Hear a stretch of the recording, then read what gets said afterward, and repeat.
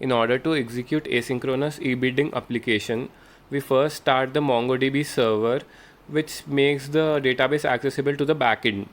And then we start the Node.js backend server, which exposes the REST APIs online. And then finally, we turn on the Angular development server, which serves the application to the client. Now we can access the application as shown. This is the login screen. Let's first create a new account by moving on to the sign up page.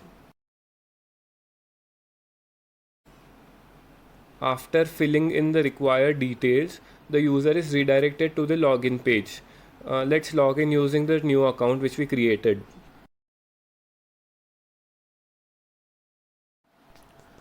This is the home page where the products uploaded by other users is visible.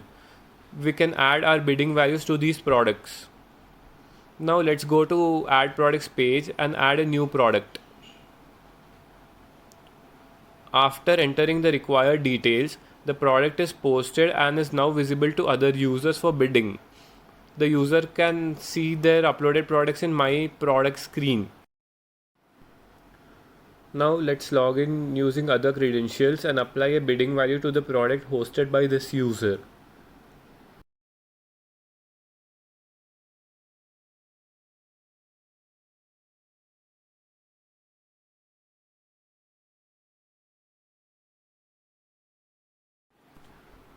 As we can see, the submit button doesn't appear until the entered price is greater than the current bidding price.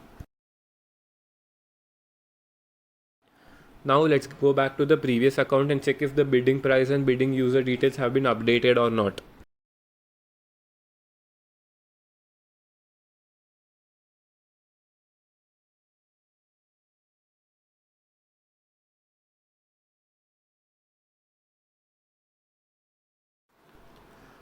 As we can see, the bidder details are now visible.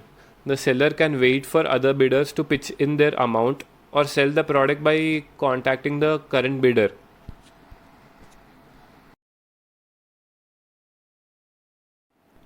Also, we can notice that when we move from one page to another, the entire page is not loaded. Only the UI elements are destroyed and new UI elements are rendered with the updated data. This proves that the application is asynchronous. Thank you.